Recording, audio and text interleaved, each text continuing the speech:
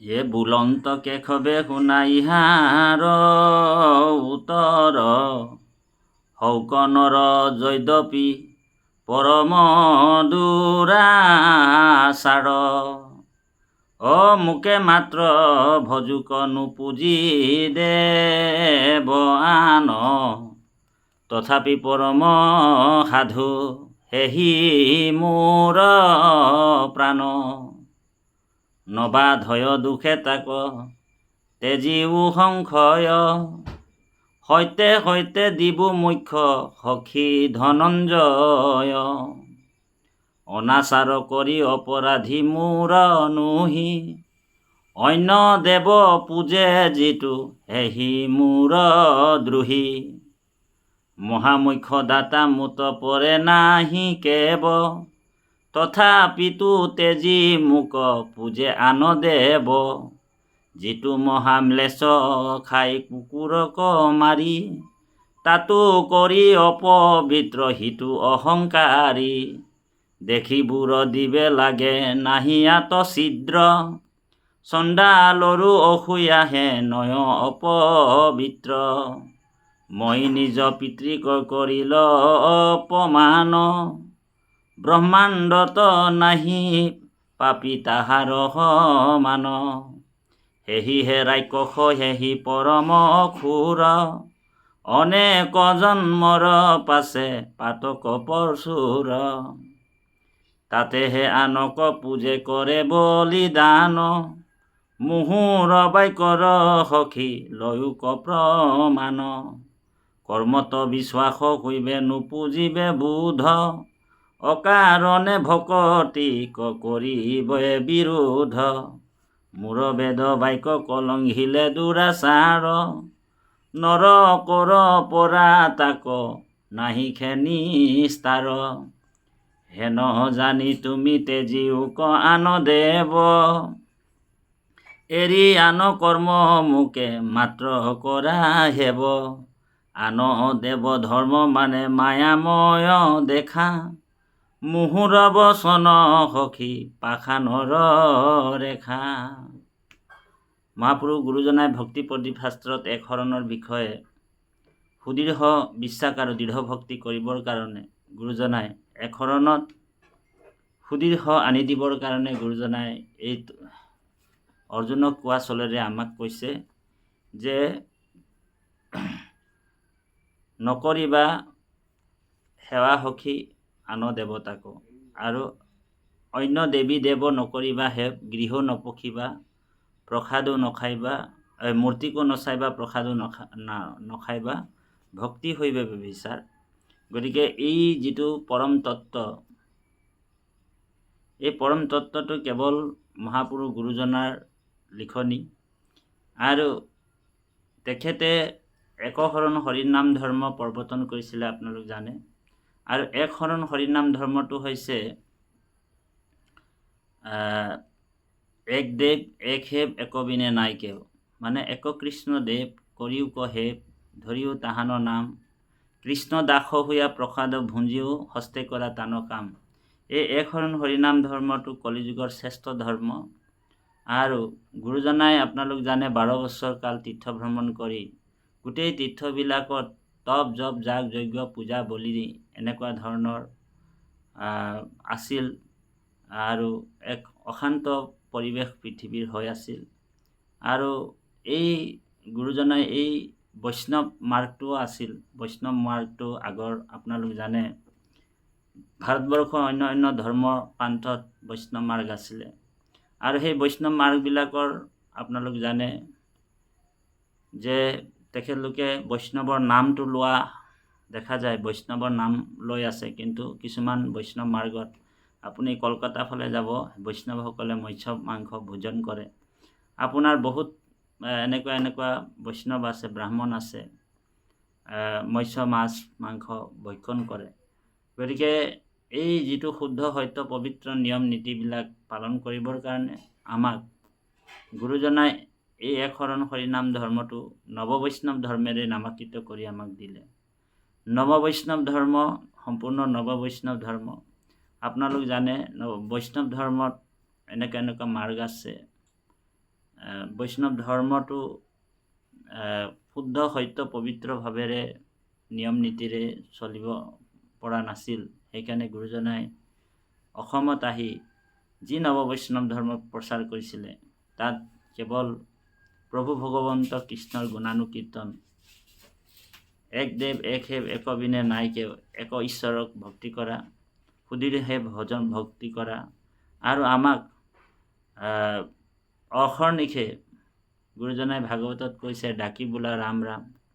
তাৰমানে ৰাম নাম কৃষ্ণ নাম আমি নিৰন্তৰে বোলা ৰাম ৰাম। ভাগৱতৰ শেষে শেষে গুৰুজনাই পদবন্ধ কৈছে নিৰন্তৰে বোলা ৰাম ৰাম, ডাকি বোলা ৰাম ৰাম। এই নবিধ ভক্তিৰ যোগেদি ঈশ্বৰক লাভ কৰাৰ যি উপায়, ক্ষীৰোধ্য মধ্যমানে হি তুলসী কাম ৰূপিণী, উৎপাদিতা মহাভাগা লোকা ধাৰণ সেতবে, যস্যা স্মৰণ মাত্ৰেন দৰ্শনাৎ কীৰ্তনাদপি বিলয়ম ইয়ান্তি পাপানি কিম পুনঃ বিষ্ণু পূজনাৎ। স্কন্দ পুৰাণত এইটো আপোনাৰ ক্ষীৰসাগৰ মন্থন কৰোঁতে জীৱৰ উদ্ধাৰৰ কাৰণে মহাভাগ কামৰূপিণী তুলসী উৎপন্ন কৰিছিল, যাৰ স্মৰণ দৰ্শন আৰু কীৰ্তন কৰিলেই বহুত পাপ ক্ষয় হয়। যদি বিষ্ণুৰ পূজা তুলসী পাত্ৰেৰে কৰা হয় তেন্তে তোমাক মই আৰু কি ক'ম, মুঠতে সেইজন সমুদায় পাপ ভস্ম হয় বুলি উল্লেখ কৰিছে। তুলসীৰ মাহাত্মা, দুৰ্লভা তুলসী সেৱা দুৰ্লভা সংগতি সতমা, দুৰ্লভা হৰি ভক্তিচ্চ সংসাৰন নৱ পাতিনমা। তাৰমানে অৰ্থাৎ তুলসীৰ সেৱা, সাধুসং, হৰিভক্তি এই তিনিটা সংসাৰ সাগৰত ডুব গৈ থকা লোকসকলৰ কাৰণে বৰ দুৰ্লভ। সৰ্বভূত দয়া বাপি দুৰ্লভা জৈস্য কথিত, সৎসংগ তুলসী সেৱা হৰিভক্তিচ্চ দুৰ্লভা, দুৰ্লভম পাইপ মনুষ্যনাম মাম বৃথা নাশয়ো ই যথা। নাৰদ পুৰাণ। নাৰদ পুৰাণত কৈছে যে যেই সেই মানুহৰ কাৰণে সৰ্বভূত দয়াও দুৰ্লভ, কিন্তু সৎসং, তুলসী সেৱা আৰু হৰিভক্তি অতিশয় দুৰ্লভ। গতিকে দুৰ্লভ মনুষ্য দেহা লাভ কৰি এইবিলাক কাম নকৰি জন্ম বৃথাই নাশ নকৰিবা। তাৰমানে হৰিভকতি, তুলসী সেৱা আৰু সাধুসং এই তিনিটা মহত্বপূৰ্ণ কথা বুলি কৈছে। আকৌ নাৰদ পুৰাণত কৈছে যে গংগা চৌ তুলসী চৈব সৎসংগো হৰিকীৰ্তনম, অনুসয়া সহিংসা সৰ্বপাপো প্ৰণাশিত। তাৰমানে গংগা, তুলসী, সৎসং, হৰিকীৰ্তন, অনুসয়া, অহিংসা সেই সকলো পাপ নাশ কৰিব পাৰে। গতিকে এইবিলাক কৰ্ম বৈষ্ণৱৰ যথাসাধ্য পালন কৰা উচিত।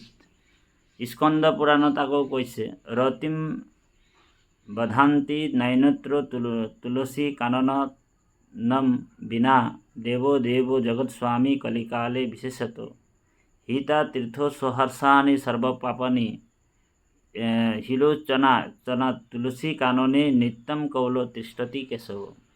বিশেষকৈ কলিকালত দেৱাদিদেৱ জগৎস্বামী বিষ্ণুৰ তুলসী বন ভিন্ন অন্যত্ৰ ৰতি নাই।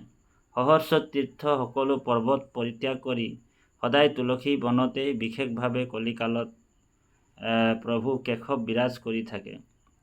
এইটো আপোনাৰ স্কন্দ পুৰাণত লিখিছে। আৰু তুলসী কাননম যত্ৰ যত্ৰ পদ্ম বনানি চ, পুৰাণ পাঠনম যত্ৰ তত্ৰ সন্নিহিত হৰি। য'ত তুলসী বন আছে ত'ত পদ্ম বন আছে, আৰু য'ত পুৰাণ কাঠ হয় আৰু তাত ভগৱান হৰি সদায় সন্নিহিত হৈ থাকে। স্কন্দ পুৰাণত আকৌ কৈছে কেশৱাৰ্থে কৌল যে তু ৰূপহীন্তি ভূতলে, কিম কৰ্ষিত সন্তুষ্ট যমোপি স কিংকৰে, তুলসী ৰূপনম কাৰ্য সৰ্বনেন বিশেষত, অপৰাধ সহস্ৰাণি ক্ষমতে পুৰুষোত্তম। তাৰমানে কলিকালত কেশৱৰ অৰ্থে যিসকলে পৃথিৱীত তুলসী ৰোপণ কৰে সেইসকলৰ প্ৰতি নিজৰ কিংকৰ সকলোৰে সৈতে যম অসন্তুষ্ট হৈ কি কৰিব পাৰে, অৰ্থাৎ একো কৰিব নোৱাৰে। এই কথাটোকে তুলসীৰ বৰ্ণনা স্কন্দ পুৰাণ, নাৰদীয় পুৰাণ, গৰুড় পুৰাণত অনেকভাৱে আকৌ কৈছে তাবৎ ভ্ৰমন্তি সংসাৰো বিমূঢ় কলি বৰ্তনি, যাবৎ নৰাধ্যয় দেৱম তুলসী ভি প্ৰযত্নম। যেতিয়ালৈকে দেৱতা নাৰায়ণক তুলসী পাতেৰে যত্ন সহকাৰে অৰ্চনা নকৰে তেতিয়ালৈকে কলিৰ মাৰ্গত সংসাৰ পথত বিমূঢ়ভাৱে ভ্ৰমণ কৰি থাকে। গতিকে এইখিনি কথা গৰুড় পুৰাণ, স্কন্দ পুৰাণ আৰু অনেক পুৰাণত, নাৰদীয় পুৰাণত তুলসীৰ মাহাত্ম্য, অগস্ত্য সংহিতাতো কিছুমান কথা আছে, বৃহৎ নাৰদীয় পুৰাণতো আছে। গতিকে এইখিনি অকল মানে পুৰাণবিলাকত বিশেষত্বভাৱে বায়ু পুৰাণলৈকে তুলসীৰ মাহাত্ম্যটো আছে। গতিকে বৈষ্ণৱ সমাজে তুলসী মালা পৰিধান কৰে আৰু সেই মালা পৰিধান কৰি মালা জপ কৰাও দেখা যায়, তুলসী মালা জপ কৰা দেখা যায়।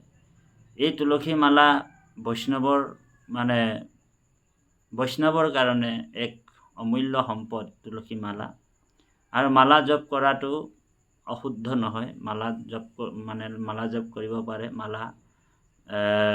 কাৰণ পুৰাণবিলাকত আপোনালোকে ইতিমধ্যে পালেই, আমি সংস্কৃত শ্লোকবিলাকো গাই দিলোঁ, এটা শ্লোকো আছে। গতিকে এই মালা জপ আমাৰ মহাপুৰুষ গুৰুজনাই, জগতগুৰু শ্ৰীমন্ত মহাপুৰুষ শংকৰদেৱে কীৰ্তন, দশম ইত্যাদি ভক্তি প্ৰদীপ শাস্ত্ৰবিলাকত কিন্তু মালা জপৰ কথাটো কোৱা নাই আমাক। যদিও মহাপুৰুষ গুৰুজনে আপোনালোক জানে 12 বছৰ তীৰ্থভ্ৰমণ কৰি ভাৰতবৰ্ষৰ যি অন্য ব্যৱস্থাৰে বৈষ্ণৱ ধৰ্মসকল নীতি নিয়মবিলাক পালন কৰি আছিল, সেইবিলাক গুৰুজনাই আমাৰ স্বচকুৰে প্ৰত্যক্ষদৰ্শীভাৱে তেওঁ চাই আহিলে যে আচলতে বৈষ্ণৱ মাৰ্গ শুদ্ধভাৱে তেওঁলোকে বৈষ্ণৱ মাৰ্গটো পালন কৰিছেনে নাই। সেইবুলি শুদ্ধভাৱে তেওঁ এবাৰ নিৰীক্ষণ কৰিবৰ কাৰণে গৈ দেখিলে গোটেই ভাৰতবৰ্ষতে বৈষ্ণৱ সমাজে কি কৰিলে, তেওঁলোকে কৰ্ম মাৰ্গটোও সম্পূৰ্ণৰূপে আচৰণ কৰি আছে। কৰ্ম মাৰ্গ মানে কৰ্মকাণ্ড, যি বেদৰ 1 লাখ যি শ্লোক আছে, সেই শ্লোকৰ 80,000 শ্লোকে কৰ্মকাণ্ডৰ কথা কৈছে, যাগ যজ্ঞ, পূজা পাতল আৰু বলি বিধান।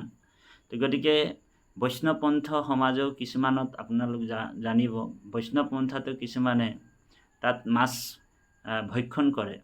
বৈষ্ণৱ মাৰ্গটোত দেখিছে যে কৰ্মকাণ্ড সম্পূৰ্ণ নীতি নিয়মত চলি আছে। কিছুমান বৈষ্ণৱ সমাজে আপুনি পশ্চিমৰ যি কলকাতা ফালে যাব, তেওঁলোকৰ মাছটো ভোগলৈকে দিয়ে, মাছ ভগৱন্তক অৰ্পণ কৰে, মাছটো ৰান্ধি কাটি মাৰি ৰান্ধি অৰ্পণলৈকে কৰে, আৰু সেই মাছটো প্ৰসাদ হিচাপে গ্ৰহণ কৰে। আৰু এনেকুৱা অনেক আছে, দক্ষিণ ভাৰততো দেখা যায় কিছুমান বৈষ্ণৱ পন্থই। তাই গুৰুজনাই এইবিলাক দৰ্শন কৰি আহিলে যে বৈষ্ণৱ মাৰ্গ হৈ কিনি জীৱ হত্যা বা বৈষ্ণৱ মাৰ্গ হৈ কিনি মালা জপ, এইবিলাক গুৰুজনাই দেখিলে মালা জপটো অশুদ্ধ নহয়, মালা জপটো কৰিছে। গতিকে গুৰুজনাৰ যিটো ধৰ্ম, অসম ভূমিত আহি তেখেতে নতুন ধৰ্ম প্ৰৱৰ্তন কৰিছে। আপোনালোক জানে অসমত গুৰুজনাই নৱ বৈষ্ণৱ ধৰ্ম প্ৰৱৰ্তন কৰিছে। নৱ হৈছে সম্পূৰ্ণ নতুন। আৰু গুৰুজনাৰ মালা জপ কৰাৰ কথাটো আমাক কোনো কীৰ্তন দশমত আমাক কোৱা নাই। গুৰুজনাই মাত্ৰ কীৰ্তনৰ কলমত লিখিছে যে আনো যত হবে ধান্দা, হৰিৰ নাম গলে বান্ধা। তোমালোক খাওঁতে কৃষ্ণ, উঠোতে কৃষ্ণ, বহোতে কৃষ্ণ, পিন্ধোতে কৃষ্ণ, প্ৰত্যেকটা অৱস্থাত কৃষ্ণ, প্ৰত্যেকটা ব্যৱস্থাত কৃষ্ণ।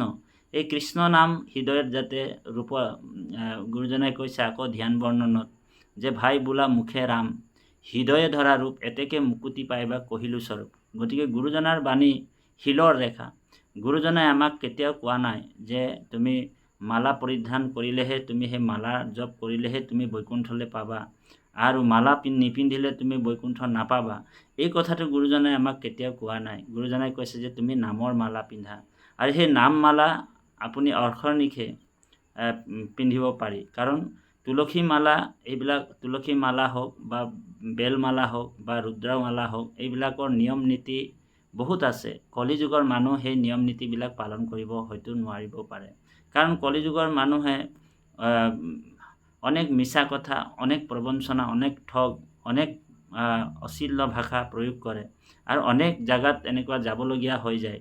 কাৰণ কলিযুগৰ সকলো মানুহে আপোনাৰ মিথ্যাবাদী হ'ব, সত্য শৌচত ক্ষমা দয়া এইবিলাক নাথাকিব, অলপতে উগ্ৰ হয়। কলিযুগৰ মানুহবিলাক আপুনি জানে যে অকণমানতে উগ্ৰ স্বভাৱৰ হয় আৰু এই উগ্ৰ স্বভাৱটো, খং স্বভাৱটো, ক্ৰোধ স্বভাৱটো যদি মালা পিন্ধিও আমি কৰি থাকোঁ বা নাৰী সংগ কৰোঁ, আমি যেতিয়া বিচনাত মানে শয়ন কৰিব যাওঁ নিজৰ পত্নীৰ লগত, তেতিয়াও সেই মালাৰ পবিত্ৰতাটো নাইকিয়া হ'ব। আৰু সেইকাৰণে গুৰুজনাই আমাক এই হৰিৰ নামৰ যিটো মালা, হৰি নাম ভক্তি আমাক দিছে আৰু এই হৰি নামটো আমি অখনিকে ল'ব পাৰি, নিৰন্তৰে ল'ব পাৰি। সেইকাৰণে গুৰুজনাই আমাক সেই মালাৰ যিটো পবিত্ৰতাটো নষ্ট নহ'বৰ কাৰণে গুৰুজনাই মানে মালাৰ জপৰ কথাটো আমাক মানে শাস্ত্ৰত দিয়া নাই। গতিকে গুৰুজনাই লিখিব পাৰিলেহেঁতেন তোমালোক তুলসী মালা জপ কৰিবা আৰু তুলসী মালাত তুমি জপ কৰিবা, ৰাম নাম তুলসী মালাতে তুমি জপ কৰি 108 বাৰ বা 110 বাৰ 116 বাৰলৈকে জপ কৰিবা, এনেকুৱা আমাৰ কোৱা নাই। গতিকে আমি আমাৰ যিটো বৈষ্ণৱ ধৰ্ম, মহাপুৰুষ গুৰুজনাৰ যিটো আদৰ্শ এক শৰণ হৰিনাম ধৰ্ম, যি এক দেৱ এক হেৱ একবিনে নাই কেও, যি এক কৃষ্ণ দেৱৰ বাহিৰে, ভগৱন্ত কৃষ্ণৰ বাহিৰে আমি আন দেৱ দেৱীৰক কৰ্ণত আমি কাণতো বোলে আন দেৱ দেৱীৰ নাম শুনিব মানা কৰিছে। যেনেকৈ কৈছে, সেহিহে শৰণ ভজন অনুপাম, কৰ্ণে নুশুনয় আন দেৱতাৰ নাম। গতিকে আমাৰ অসমতে হওক যে দেখা যায় যে কিছুমানৰ যদি গাড়ী এখন আছে, তেওঁ যদি এশৰণীয়াও হয়, এশৰণৰ ভকতো হয়, তেওঁ কি কৰে, সেই বিশ্বকৰ্মা পূজা দিনাখন গাড়ীটোক মানে ধোৱা ধুই কৰি এটা ধূপলো লগায়। গতিকে এইটো এটা মানে ইয়াতে বুজা যায় যে আমি এশৰণটো কিমান পালন কৰি ৰাখিছোঁ। কাৰণ গুৰুজনাই সম্পূৰ্ণৰূপে ভক্তিৰ প্ৰতি শাস্ত্ৰত কৈছে, বৰ সুন্দৰকৈ গুৰুজনাই উল্লেখ কৰিছে যে আন দেৱ দেৱীক নকৰিবা সেৱ, আৰু যিজন আন দেৱ দেৱী পূজা কৰে সেহিহে ৰাক্ষস, সেহিহে অসুৰ, এইবুলিও গুৰুজনাই কৈছে। আৰু এনেকুৱা ধৰণৰ কথাবিলাক আমাক কৈছে। গতিকে আমি এক শৰণটো মানে এক কৃষ্ণদেৱ, কৃষ্ণৰ বাহিৰে আমি আৰু অন্য দেৱ দেৱী পূজা কৰিব মানা কৰিছে আৰু সেই স্থানলৈও যাব মানা কৰিছে। কাৰণ আমাক চাৰিটা ভালকৈ ঢাপ বা জেওৰা আমাক কটকটীয়া ৰাখিব কৈছে, গুৰু দেৱ নাম আৰু ভকত, অন্য দেৱ দেৱী নকৰিবা হে, গৃহে নপখিবা, মূৰ্তিকো নচাইবা, প্ৰসাদো নাখাইবা, ভক্তি হৈ বেবিচাৰ। এই চাৰিটা ঢাপ আমি ভালকৈ তুলি যদি আমি পুখুৰীটো ধুনীয়াকৈ বান্ধটো দি ৰাখোঁ, তেতিয়া অন্য লেতেৰা পানী যাতে পুখুৰীটোত নোসোমায়, সেই কথাটো আমি চিন্তা কৰিব লাগিব। আৰু মালাৰ কথাটো এনেকুৱা, মহাপুৰুষ গুৰুজনাক আপোনালোক জানে, গুৰুচৰিত পুথিত যদিও কিছুমান কথা আছে, গুৰুচৰিত পুথিৰ কিছুমান কথা সত্য অসত্যত মাজত সোমাই আছে। কাৰণ দৈতাৰী ঠাকুৰৰ গুৰুচৰিত পুথিখন আপোনাৰ ৰামচৰণ ঠাকুৰৰ লগত নিমিলে, আৰু আগত বৰচৰিত বুলি এটা আছিলে, সেই বৰচৰিতৰ কথাবিলাক ৰামচৰণ ঠাকুৰৰ গুৰুচৰিত পুথিত নিমিলে। গতিকে এইবিলাক অমিল আছে। আৰু গুৰুজনাক যিহেতু ৰামচৰণ ঠাকুৰ বহুত বছৰৰ পাছতহে দৰ্শন পাইছে, বহুত বছৰৰ পিছতহে মানে হয়তো গুৰুজনা বৈকুণ্ঠ যোৱাৰ পিছতহে ৰামচৰণ ঠাকুৰে গুৰুচৰিত পুথিখন লিখিছে। আৰু তেওঁ হয়তো স্বচকুৰে দেখাও নাই, কাৰণ বহুত বছৰে তেওঁ সৰু ৰামচৰণ ঠাকুৰ। গতিকে এই কিছুমান কথা দেখাক দেখি মানে কোনোবা শ্ৰুতি হিচাপে তেওঁ লিখি থৈ দিলে গুৰুচৰিত পুথিখনত। গতিকে গুৰুচৰিত পুথিত কিছুমান কথা মানে আমি বিচাৰ কৰিব লাগিব, শুদ্ধ অশুদ্ধ কিমান আছে। তাৰ ভিতৰতে আমি ভালটো যিটো সেইটো ল'ব লাগিব আৰু বেয়াটো আমি তাৰ পৰা পৰিত্যাগ কৰিব লাগিব। গতিকে ইয়াত এটা বৰ সুন্দৰ এটা কথা আছে। আপোনালোক জানে, যিহেতু মহাপুৰুষ শংকৰদেৱক মহাপুৰুষ মাধৱদেৱেহে প্ৰত্যক্ষদৰ্শী, তেওঁ প্ৰত্যক্ষভাৱে দৰ্শন কৰিছিলে, তেওঁ সান্নিধ্য পাইছিলে। আৰু গুৰুজনাৰ যেতিয়া ৰূপটো বৰ্ণনা কৰিছিল, আপোনালোক জানে, দৰশিত সুন্দৰ গৌৰ কলেবৰ, জয় গুৰু শংকৰ সৰ্বগুণাকৰ, যা কৰি নাহি উপাম, তুহাৰী চৰণকো ৰেণু শতকোটি বাৰেকে কৰোঁ প্ৰণাম। দৰশিত সুন্দৰ গৌৰ কলেবৰ, জয়স্বন সুৰ প্ৰকাশ, সকল সভাসদ ৰঞ্জন, যা কেৰি দৰ্শনে পাপ বিনাশ। বিনে অংগ ভূষণ, পেশী সুকোবন গহীন গম্ভীৰ ধীৰমতী, আয়ত কমল নয়ন বৰ, সুন্দৰ বয়ন চান্দ সহজ্যোতি। লীলা গজগতি গমন বিলোকন বাণী মেঘ গম্ভীৰ, পাখণ্ড মৰ্দন কলিকো কালে জাকো সম নাহি ধীৰ।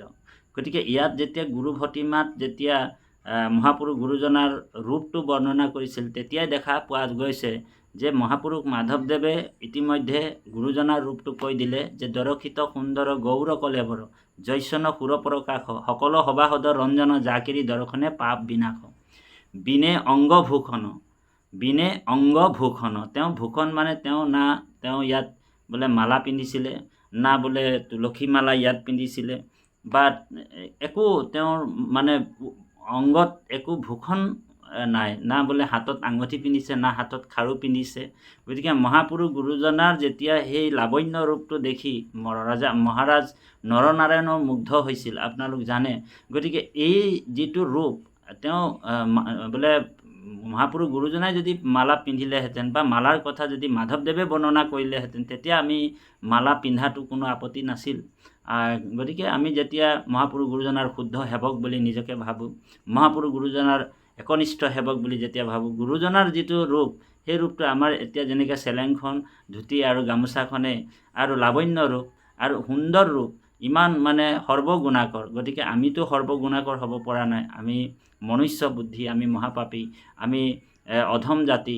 গতিকে সেই গুৰুজনাৰ অনেক গুণ আমি ল'ব নোৱাৰিলেও কিছু কিছু আমি গুৰুজনাৰ যিবিলাক গুণ আছে সেই গুণবিলাক ভকতত দেখা যায়। গতিকে আমি ভকত হ'বলৈ চেষ্টাহে কৰিছোঁ। যদি এই জন্মত হয়তো আমি ভকত হ'বও পাৰোঁ, হয়তো ভকত নহ'বও পাৰোঁ। গতিকে আমি শুদ্ধভাৱে ভক্তি কৰি থাকিলে সেই গুৰুজনাৰ আশীৰ্বাদ যদি হয়, কৃপা যদি হয়, কাৰণ কৃপা নহ'লেতো একো কাম নহয়, সিদ্ধি নহয়, আমি সেই ভকত হ'ব পাৰিম। গতিকে আমি চেষ্টা কৰিব লাগে গুৰুজনাৰ যিটো শুদ্ধ ধৰ্ম, এক শৰণ হৰিৰ নাম ধৰ্ম, য'ত এক দেৱ এক সেৱ এক বিনে নাই কেৱ। গতিকে নামৰ মানে আমাক মালা পিন্ধিব কৈছে, গ'লে হৰিৰ নাম আন যত হবে ধান্দা, হৰিৰ নাম গ'লে বান্ধা, নিৰন্তৰে বোলা ৰাম ৰাম, আমি ঈশ্বৰৰ নাম ল'ব লাগে। গতিকে খাওঁতে কৃষ্ণ, উঠোতে কৃষ্ণ, পিন্ধোতে কৃষ্ণ, প্ৰত্যেকটা অৱস্থাত কৃষ্ণ, ভকতক যদি দেখোঁ কৃষ্ণ বাপ। আৰু এই কৃষ্ণ নামটো, আৰু যদি আমি বোলে কোনোবা যদি শিক্ষক হয় বা কোনোবা যদি এজন চাকৰিয়াল মানুহ হয়, তেওঁ যদি তেওঁ শ্ৰৱণ কীৰ্তনটো কৰিব পৰা নাই, তেওঁ বোলে শিক্ষকজনে যদি পঢ়াশালীত গৈ পাঠদানো দি আছে, তেতিয়াও তেওঁ সেই পাঠদান দি থকাৰ অৱস্থাটো গুৰুজনে নবিধ ভক্তি দিছে, স্মৰণ ভক্তিটো তেওঁ কৰিব পাৰে। এনেকুৱা এটা সুবিধা দিছে, এনেকুৱা এটা কৃপা আমাক কৰিছে।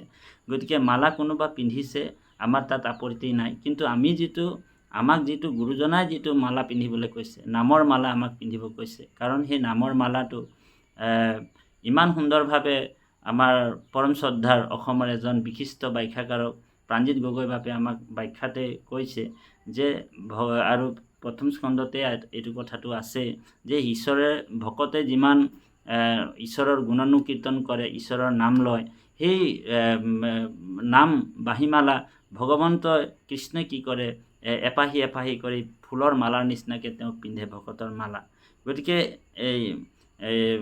গতিকে আমি আৰু বেলেগকৈ দেখাচাৰ, লোকাচাৰ, বেভিচাৰ কৰি আমাৰ লাভ নাই। আমি ৰুদ্ৰাক্ষ এজোপা মালা পিন্ধি আমাৰ লাভ নাই। কাৰণ কপট ভকত আছে, মানে আছে অসংখ্যাত, ৰাত্ৰি দিনে পঢ়ে গীতা ভাগৱত, আৰু কপট ভকত বৈষ্ণৱ পৃথিৱীত বহুত আছে। গতিকে ৰাত্ৰি দিনে পঢ়ে গীতা ভাগৱত, আৰু তেওঁলোকে কি কৰে, কপট বৈষ্ণৱসকলে বেশ্যাৰ লগত আৰু লগতে বেভিচাৰ কৰে। গতিকে আমাৰ মালা পৰিধানটো আমাৰ কথা নাই, আমি ঈশ্বৰৰ নাম শুদ্ধভাৱে ল'ব লাগিব, শুদ্ধভাৱে আচৰণ বিধি কৰি শুদ্ধভাৱে যদি আমি সেই ৰাম নাম কৃষ্ণ নামে যদি আমি মালাৰ নিচিনা পিন্ধোঁ, মানে ঈশ্বৰৰ নামেই যদি আমি লৈ থাকোঁ, অৰ্শনিশে আমাক ৰাম নাম কৃষ্ণ নাম, নিৰন্তৰে বোলা ৰাম ৰাম, ডাকি বোলা ৰাম ৰাম, এই কৃষ্ণ নাম। কাৰণ হিয়াৰ মাজে নামৰ ভাণ্ডাৰ, মুখে বাজ হয়, ৰাম নামে মৰণা মাৰে, পাপ কটক ক্ষয় বুলি কৈছে। আমাৰ নাম মালা বা ৰাম নাম কৃষ্ণ নাম আমাৰ হৃদয়তে আছে। আমি ৰাম নাম কৃষ্ণ নাম হৃদয়ৰ পৰাই আমি ল'ব লাগিব। আৰু কোনো সমাজ দল সংগঠনৰ কথা নাই, দল সংগঠনে আমাক বেয়া পায়ো লাভ নাই। কাৰণ আমি যিটো শুদ্ধ সত্য পবিত্ৰ কথাটো আমি ক'বই লাগিব। কাৰণ এজন প্ৰচাৰক হিচাপে শ্ৰীমন্ত শংকৰদেৱ সংঘৰ একনিষ্ঠ সেৱক হিচাপে আমি ভকত বুলি নিজকে পৰিচয় দিয়া নাই, আমি সেৱক বুলি কৈছোঁ। আমি সেৱক হিচাপে শুদ্ধ সত্য কথাবিলাক প্ৰচাৰ কৰোঁ, আমাৰ সেইটো ধৰ্ম হয়। গতিকে ভাগৱতৰ যিটো শুদ্ধ সত্য প্ৰচাৰ আমি সেই কথাটো ক'ব লাগিব। কোনো দল সংগঠন বা কোনো অনুষ্ঠানক আমি নিন্দা বা আনৰ ধৰ্মত নিন্দা কৰাটো আমাৰ অপৰাধ। আমি আজিও কৈছোঁ যে কোনোবাই যদি বোলে মালা পিন্ধিব বিচাৰিছে, তেওঁ এডালেই নহয় 1000ডাল পিন্ধি কিনি তেওঁ ঘূৰি ফুৰক, ৰঙা টিকা লগাই ঘূৰি ফুৰক, আমাৰ চুলি দীঘল দীঘল কৰি ঘূৰি ফুৰক, আমাৰ তাত আপত্তি নাই। কিন্তু আমাৰ যিটো সাত্বিক, গুৰুজনাই যিটো সাত্বিকভাৱে আমাক নাম ল'বলৈ কৈছে, সাত্বিকভাৱে আমি ঈশ্বৰক উপাসনা কৰিব কৈছে, বাৰে বাৰে ভাগৱত গীতা আপোনাৰ কীৰ্তনত আমাৰ গুৰুজনাই সাত্বিকভাৱে শুদ্ধভাৱে প্ৰেমভাৱেৰে আমি ঈশ্বৰক ভক্তি কৰিব লাগিব।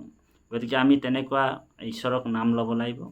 আৰু কোনো যাতে দল সংগঠন বা সমাজে যাতে আমাৰ পৰা কষ্ট নাপায়, দুখ নাপায়, আমি শুদ্ধ সত্য কথাবিলাক কওঁ। লাগিলে ডিঙিটো যাতে অহৰি অৰাম হ'লেও আমাৰ ভয় কৰিবলগীয়া কথা নাই। আমি আপোনালোকক কৈছোঁ যে অসমৰ এটা সময়তে যি অসমত এটা অপ্ৰীতি কাৰ্য চলি আছিল, যাগ যজ্ঞ পূজা বলিদান, আৰু সেই মনুষ্যৰো বলিদান মানে চলি আছিলে, সেই সময়তে অসম আকাশত মাতণ্ড সূৰ্য হিচাপে অসমত মহাপুৰুষ জগতগুৰু শ্ৰীমন্ত শংকৰদেৱ গুৰুজনাৰ আবিৰ্ভাৱ হৈছিল। আৰু আবিৰ্ভাৱ হোৱাৰ লগে লগে, জন্ম হোৱাৰ লগে লগে আপোনালোক জানে অসমৰ যিবিলাক ইয়াত থকা মূৰ্তিবিলাক আছিল, নিজে নিজে মাটিত ধৰি পৰিছিল। কাৰণ মূৰ্তি পূজাটো গুৰুজনাই কোৱা নাই। বাগ্ময় মূৰ্তি আমাক গুণমালা পুথিভাগ নৰনাৰায়ণ মহাৰাজ সভাত যিবিলাক পুৰোহিত আছিল, তেওঁলোকক ভুৰুকাত হাতী ভৰাই দিয়াৰ কথাটো যেতিয়া উল্লেখ কৰিছিলে নৰনাৰায়ণ, তেতিয়া সেই অসম্ভৱ কামটো মহাপুৰুষ গুৰুজনাই কৰিছিল। আৰু দশম স্কন্ধ এটা ৰাতিৰ ভিতৰত দশম স্কন্ধৰ 90টা অধ্যায়, একেবাৰে একাদশ স্কন্ধলৈকে, দশমৰ পৰা একাদশ স্কন্ধলৈকে 90টা অধ্যায়ত গুৰুজনাই একে ৰাতিতে আপোনাৰ গুণমালা পুথিভাগ লিখি ভুৰুকাত হাতী ভৰাই ৰজাৰ আগত যেতিয়া অৰ্পণ কৰিছিল, তেতিয়া ৰজা খুলি চালে যে এটা বেটুপাত অঁকা আছে, তাত হাতী আঁকা আছে, আৰু তাত ঈশ্বৰৰ জন্মলীলা ৰহস্য কথাটো সম্পূৰ্ণ ভাগৱতখন ভগৱন্তৰ গুণানুকীৰ্তন লিখা আছে। ৰজা আচৰিত হৈ গ'ল। তেতিয়াই গম পাই গ'ল যে মহাপুৰুষ গুৰুজনা অসাধাৰণ ব্যক্তি নহয়, আৰু তেওঁ পৰম ঈশ্বৰ বুলি ভাবিলে। আৰু নৰনাৰায়ণ ৰজাই এই ধৰ্মটো স্বীকাৰ কৰিলে। আৰু সেইকাৰণে এক অহৰণ হৰিৰ নাম ধৰ্ম ৰাজা কৰোঁ পৰকাশ। গুৰুজনাৰ এক শৰণ হৰিনাম ধৰ্মটো ৰজাৰ ধৰ্ম হয়, কাৰণ ৰজাই ইয়াক স্বীকাৰ কৰিছে। আৰু ৰজাই শৰণ ল'বলৈ বিচাৰিছিলে, কিন্তু ৰজাক গুৰুজনাই শৰণ নিদিয়াকৈ যাবলগীয়া হ'ল বৈকুণ্ঠ। কিয় যাবলগীয়া হ'ল? কাৰণ ৰজাক যদি শৰণটো দিয়া হয়, ৰজাই শৰণ ৰাখিব নোৱাৰে। কাৰণ কাৰোবাক যদি মৃত্যুদণ্ড বা কিবা উগ্ৰশাস্তি কৰিবলৈ হ'লে ৰজাই দি দিব, জীৱ হত্যা কৰিব। গতিকে সেইকাৰণে ৰজাৰ শৰণ ৰাখিব নোৱাৰাৰ কাৰণে ৰজাক শৰণ নিদিয়াকৈ গুৰুজনা বৈকুণ্ঠ পায়ন হ'ল। গতিকে সেই গুণমালা পুথি আমাৰ অসমীয়া সমাজৰ প্ৰাণ প্ৰতিষ্ঠা হয়। আমাৰ প্ৰাণে প্ৰাণে হৃদয়ে হৃদয়ে সেই গুণমালা পুথিভাগ আছে। গুণমালা পুথিভাগ মহাপুৰুষ শংকৰদেৱৰ বাহিৰে আৰু বিশ্বৰ কোনো এজন বিশ্বগুৰুৱে বা বিশ্বৰ কোনো এজন পণ্ডিতে তাক ৰচনা কৰিব পৰা নাছিল। কেৱল মহাপুৰুষ গুৰুজনাই গুণমালা পুথিভাগ অসমৰ এই পুণ্যভূমিত, কাৰণ বৃন্দাবনতো সেই সুখ নাই যিটো অসম ভূমিত আছে। সেইকাৰণে অসমত পৰম বৈষ্ণৱ, পৰম ঈশ্বৰ ভগৱন্ত পুৰুষ মানে জগতগুৰু শ্ৰীমন্ত শংকৰদেৱৰ আবিৰ্ভাৱ হৈছে। কাৰণ এই অসমটো হৈছে অসমৰ ধূলি ধূলি পবিত্ৰ বুলি কৈছে। গতিকে আমি গৌৰৱ কৰিছোঁ আমি অসমত জন্ম হৈছোঁ। কাৰণ আমাৰ পূৰ্বপুৰুষটো যদিও জগন্নাথ পুৰীৰ হয়, উৰিষ্যাৰ হয়, তথাপিও আমাৰ দেউতাই আহি ইয়াত গ্ৰহণ কৰিছে অসমতে, আৰু আমি নিজেও ইয়াত অসমত জন্মগ্ৰহণ কৰিছোঁ। আৰু এই মহাপুৰুষ গুৰুজনাৰ আশীষ আমাৰ শিৰত আছে, আৰু মহাপুৰুষ গুৰুজনাৰ ধৰ্ম দৰ্শন আদৰ্শত আমি চলি আছোঁ।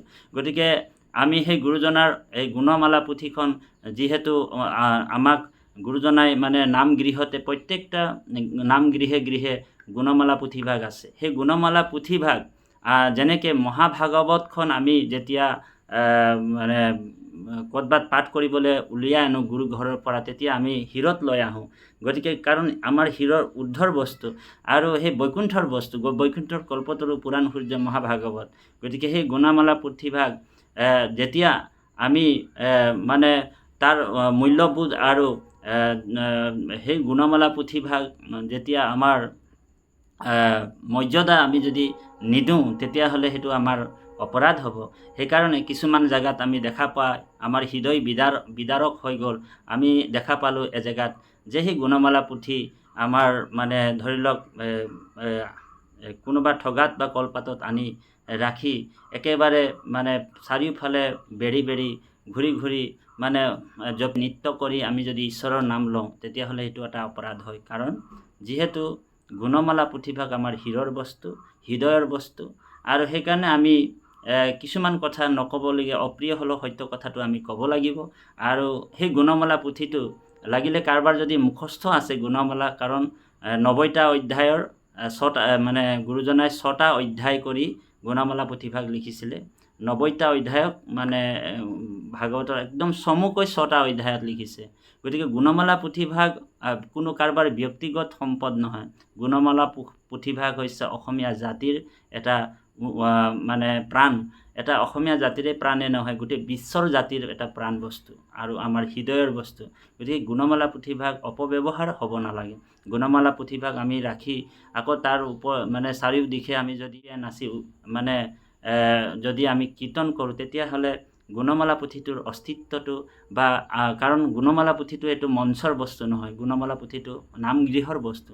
নামঘৰতে আমি শুদ্ধভাৱে সত্যভাৱে প্ৰতিজন মানুহে, সেইকাৰণে শ্ৰীমন্ত শংকৰদেৱ সংঘ সেই পবিত্ৰ অনুষ্ঠানটি গুণমালা পুথিটো আমি যিটো প্ৰসংগ যেতিয়া কৰে, তেতিয়াহে গুণমালা পুথিটো আমি শ্ৰৱণ আৰু কীৰ্তন কৰা দেখা যায়। তাত প্ৰসংগতহে এই গুণমালা পুথিৰ গুণমালা কীৰ্তনে ভাগ দিয়া দেখা যায়। কিন্তু গুণমালা পুথিভাগ কোনোবা যদি মুখস্থ কৰি 6টা অধ্যায়ও মানে কোনোবা যদি বাহিৰতো যদি শ্ৰৱণ কীৰ্তন কৰে, তাত আপত্তি নাই। কাৰণ কিছুমান ভাগৱত শোভাযাত্ৰাটো গুণমালা পুথিৰ যিটো মানে কীৰ্তন আছে, সেই কীৰ্তনবিলাক ভকতে গাই যায়, তাত অপৰাধ নাই। মুখস্থ কৰি গাই থাকক, আপত্তি নাই। কিন্তু গুণমালা পুথিভাগ আনি যদি তেনেকুৱা ধৰণৰ মাটিত ৰাখি আৰু তাৰ চাৰিওফালে যদি আমি নৃত্য কৰি থাকিম, সেইটো এটা মানে কাৰণ মঞ্চৰ বস্তু নহয়। গুণমালা পুথিটো শুদ্ধ সত্য পবিত্ৰ বস্তু। আমি কোনো ধৰ্ম দল সংগঠনক কোৱাও নাই, নামো উচ্চাৰণ কৰা নাই, কিন্তু শুদ্ধ সত্য কথাটো কওঁ। কোনোবা যদি মুখস্থ কৰি গাইছে, আপত্তি নাই, কিন্তু তেনেকুৱা অসৎ ব্যৱহাৰ যাতে গুণমালা পুথিটো হ'ব নালাগে। কাৰণ গুণমালা পুথিটো আমাৰ হৃদয়ৰ বস্তু, আৰু সেই হৃদয়ৰ বস্তুটো সদায় আমি হৃদয়তে ধান কৰিব লাগিব, হৃদয়তে আমি ৰাখিব লাগিব। তাক আমি তলত মানে ৰাখি এনেকুৱা নৃত্য কৰাটো আমাৰ অপৰাধ হয়। গতিকে আমি সেইখিনিহে কথা আপোনালোকৰ মাজত প্ৰকাশ কৰিছোঁ। আৰু যিটো ভগৱন্তৰ গুণনাম শ্ৰৱণ আৰু কীৰ্তন, সেই শ্ৰৱণ আৰু কীৰ্তনটো কোনোবা যদি গুণমালা পুথি বোলে 6টা অধ্যায় মুখস্থ কৰি ক'ৰবাত গাইছে, সেইটো আপত্তি নাই। তাত আপোনাৰ প্ৰেম ভাৱেৰে নৃত্য কৰিছে, কাৰোবাৰ চকু পানী ওলাইছে, কোনোবা কান্দিছে, কোনোবা হাঁহিছে, কোনোবা মাটিত লুতৰি পাৰিছে। কাৰণ ভগৱন্ত একাদশ খণ্ডত গীতা ভাগৱততে উদ্ধৱক কৈছে, মূৰ জন্ম কৰ্ম মূৰ গুণ নাম মূৰ গুণ গায়া কৰৈ নৃত্য গীত নাহি তাৰ ভয় ভৈলা কৃত। আৰু কৈছে প্ৰেম ভকতিৰ চিহ্ন শুনিও উদ্ধৱ হৰি হৰি বোলন্তে লুতক পাৰে শ্ৰৱে মূৰ কথা শুনন্তে হৰিৰ ৰোমাঞ্চিত জানা তাৰ পৰম পবিত্ৰ ভৈলাচিত প্ৰেমে দ্ৰৱৈ চিতয়াতি গদ গদ বাণী কতো হাঁসৈ কতো কান্দৈ মুখ প্ৰিয় মানি লাজৈ এৰি গাৱৈ গীত নাচৈ আনন্দত জগত পবিত্ৰ কৰে হে ভকত। গতিকে কোনোবা নাচিব পাৰে, কান্দিব পাৰে ভগৱন্তৰ কাৰণে, কিন্তু আমি যেনিবা ঈশ্বৰৰ নাম গুণ ল'লোঁ, নাচিলোঁ, গালোঁ, প্ৰেম ভাৱেৰে ভক্তি কৰিলোঁ, আৰু ঘৰত গৈ যদি আমি ঘৰৰ মানুহৰ লগত যদি কাজিয়া পেচাল কৰোঁ, পিতৃক যদি সন্মান নকৰোঁ, নিজৰ ল'ৰাটোক যদি সন্মান নকৰোঁ, মাৰ পিট কৰোঁ, আকৌ মাছে মাংসই যদি আমি ভক্ষণ কৰোঁ, তেতিয়া আমাৰ কি হ'ব? সেই ভগৱন্তক প্ৰেমভাৱে ভজি অহা, কাৰণ মণিকূট আমাৰ দুভাগ আছে, এই হৃদয়টোও হৈছে মণিকূট, আমাৰ হৃদয়তো কৃষ্ণ আছে, আৰু সেই তাতো আমাৰ বাহিৰে ভিতৰে, কাৰণ ভগৱন্ত নিজে কৈছে বাহিৰে ভিতৰে মই সম্পূৰ্ণৰূপে মই পৰিপূৰ্ণৰূপে আছোঁ, মহেশ্বৰ বুলি কৈছে। গতিকে বাহিৰে ভিতৰে জানা সমস্ত ভূততে পৰিপূৰ্ণৰূপে আছোঁ মই মহেশ্বৰ। যেন জগতৰ আকাশ মানে যেন জগতত ব্যাপী আছয় আকাশ সমস্ততে মই কৰোঁ প্ৰকাশ। গতিকে বাহিৰে ভিতৰে আমাৰ পবিত্ৰ হ'ব লাগিব। হৃদয়ত কৃষ্ণ আছে। গতিকে এই কৃষ্ণক যদি আমি ইয়াত যদি আমি এক টোপাল মদ যদি আমি হৃদয়ত যায় তো ব্ৰহ্ম হত্যাৰ পাপ লাগে। কাৰণ মদৰ পাত্ৰটো যদি 12,000 বছৰ যদি গংগা নদীত পেলাই থয় তথাপিও বোলে পবিত্ৰ নহয়। যদি আমি এটোপাল মদ যদি আমাৰ হৃদয়ত যায় তেতিয়া ব্ৰহ্ম হত্যাৰ পাপ লাগে বুলি কৈছে। আৰু বটল খালে আমাক কিমান পাপ লাগিব আপুনি নিজেই ভাবক। গতিকে আমাৰ বাহিৰে ভিতৰে দুইটা বস্তুতে শুদ্ধ লাগিব। আমাৰ হৃদয়টোত মানে পবিত্ৰ লাগিব। সেই মণিকূট আমাৰ দুভাগ আছে। সেইকাৰণে সেই গুণমালা পুথি আমি কীৰ্তন কৰিছোঁ, শ্ৰৱণ কৰিছোঁ, নৃত্য কৰিছোঁ, গাইছোঁ, কিন্তু আমি গুণমালা পুথিটোৰ মানে যিটো মৰ্যাদা আছে বা গুণমালা পুথিৰ মূল্যবোধটো আমি বুজি পাব লাগিব। শুদ্ধভাৱে আমি নাম গুণ কীৰ্তন কৰি শুদ্ধভাৱে আমি ঈশ্বৰৰ নাম গুণ প্ৰচাৰ কৰিব লাগিব। তেতিয়াহে যুৱ প্ৰজন্ম আমাৰ শুদ্ধভাৱে সেই নাম গুণ লৈ তেওঁলোকেও ভৱসংসাৰ পাৰ হ'ব পাৰে। এইটো আদৰ্শটো আমি যুৱ প্ৰজন্মক দি যাব লাগিব। গতিকে আমি স্বচকুৰে দেখা বস্তু এটা আমি আপোনালোকৰ মাজত প্ৰকাশ কৰিলোঁ। আৰু স্পষ্টীকৰণ আমি যদিও দিব লাগিছিলে বহুত দিনতে, কিন্তু আমি দিয়া নাছিলোঁ। কোনোবা এটা দল সংগঠনে বেয়া পাব বুলি আমি দিয়া নাছিলোঁ। আৰু সত্য কথাটো আমি কৈছোঁ যাতে গুণমালা পুথি আমি গুণমালা মুখস্থ গাই ক'ৰবাত কীৰ্তন কৰক, নৃত্য কৰক, ঈশ্বৰৰ নাম গুণ লওক, তাত কোনো আপত্তি নাই। কাৰণ ভকতৰ ধূলি আমাৰ হৃদয়ত ল'ব লাগিব। আৰু সেইটো মানে ভাগৱততো আছে। আৰু এইটো আপোনাৰ সংস্কৃত শ্লোকতো কৈছে যে বাগ গদগদা দৰ্বতে ঐশ্বচিতম ৰুদত্তে ভীষণম হাসিত্য কাচিচ্চ বিলয় যে উদ্গাৱতে নৃত্যতস্য মদভক্ত যত্ৰ ভুৱনম পুনঃ। মোৰ ভকতে ভগৱান কৃষ্ণ উদ্ধৱক কৈছে মোৰ ভকতে কেতিয়াবা মাটিত বাগৰি দিব, কেতিয়াবা মোৰ নাম লৈ নৃত্য কৰিব। গতিকে এনেকুৱা কথাবিলাক আছে। গতিকে আমি যি প্ৰকাৰে হ'লেও যেনে তেনে কৰি হ'লেও আমি ঈশ্বৰক ভক্তি কৰিছোঁ, ভক্তি কৰি থাকক সকলোৱে। আৰু সকলোৰে সুস্বাস্থ্য সুমংগলৰ কাৰণে আমি ইয়াৰ পৰাই প্ৰাৰ্থনা কৰিছোঁ। আৰু আমাৰ কথাৰে যদি কাৰোবাৰ যদি আত্মাত আঘাত দিছে যিকোনো দল সংগঠনক আমি ক্ষমা প্ৰাৰ্থনা বিচাৰিছোঁ শুদ্ধভাৱে। আৰু এই ক্ষমা প্ৰাৰ্থনাটো কাৰণ ভকতৰ ক্ষমাহে ভূষণ। আমাক ক্ষমা কৰিব। আমাৰ যিটো শুদ্ধ সত্য পবিত্ৰ কথাবিলাক আমাক ক'বই লাগিব। আৰু কোনোবা যদি আমাৰো ভুল হৈছে, কাৰণ আমি যিটো স্বচক্ষুৰে দেখা যিটো সত্য যিটো সেইটো কোনো ঈশ্বৰে দেখিছে। এইটো যদিও আমাৰ ভিডিঅ' নাই বা ভিডিঅ' কৰিব পৰা আমাৰ এইবিলাক চালাকি বুদ্ধি নাই, যদিও ভিডিঅ' কৰিব পৰা আমাৰ চালাকি বুদ্ধি নাই, যিটো আমি সত্যটো দেখি আহিছোঁ সেইটো কাৰণে আমি কৈছোঁ, আমাৰ মনৰ ভাৱ প্ৰকাশ কৰিছোঁ। বাকী শুদ্ধ সমাজে এইটো বিবেচনা কৰি নিজৰ গাত যাতে চিকুটি নলয় শুদ্ধ সত্যভাৱে নিজে আচৰণ প্ৰচাৰ কৰি আমাক সৰ্বপ্ৰকাৰে ক্ষমা কৰিব। আৰু সকলোৰ চৰণতে আমি সেৱা জনাইছোঁ। অপৰাধ বিনাশন তজু নাম নাৰায়ণ জানি নামে পখিলো শৰণ। আনগতি নাহিকে মৰণে অপৰাধ ক্ষমা কৰি তুমি দয়াশীল হৰি মুখ ৰক্ষা কৰি চৰণাম মুখ কৃষ্ণ হৰি ঔ ৰাম কৃষ্ণ মাধৱ। জয় গুৰু জয় জগতগুৰু শ্ৰীমন্ত শংকৰদেৱ।